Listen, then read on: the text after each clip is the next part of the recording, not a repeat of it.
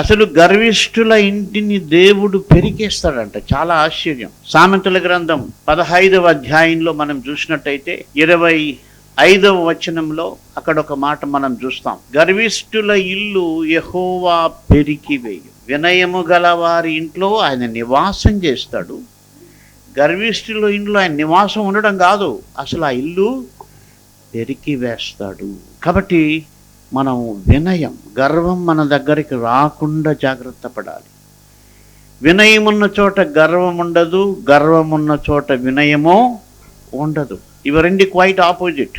పౌలు ఫిలిస్తీయులకి రాస్తూ ఆయన సంఘానికి ఏం రాశాడంటే, ఫిలిప్పీయులకు రాసిన పత్రికలో 2వ అధ్యాయం 3వ వచనం, కక్ష చేతనైనను వృధాతిశయము చేతనైనను ఏమీయు చేయక వినయమైన మనస్సు గలవారై ఒకరినొకడు తనకంటే యోగ్యుడని ఎంచుచూ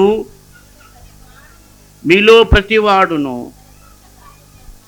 తన సొంత కార్యములను మాత్రమే కాక ఇతరుల కార్యములను కూడా చూడవలెను. కాబట్టి వినయ మనస్సు గలవారై, అసలు యెహోవాను సేవించేటువంటి వారికి ఉండాల్సిన లక్షణం ఏంటంటే వినయ మనస్సు. చాలా ప్రాముఖ్యమైనది. అందుకే అపవాది ఇది లేకుండా చేస్తాడు విశ్వాసంలో. దాని ప్లేస్లో గర్వం పెట్టడానికి ప్రయత్నం చేస్తాడు.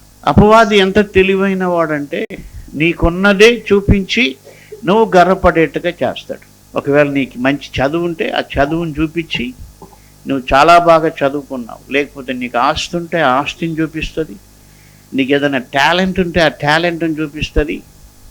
సహజంగానే మనిషికి గర్వం వస్తుంది. అయితే ఆ గర్వం ఎప్పుడు చోటు చేసుకోదంటే, నాకు ఏదైనా ఒక టాలెంట్ ఉంటే అది దేవుడిచ్చిందే, కాబట్టి నేను గర్వపడాల్సిన అవసరం లేదు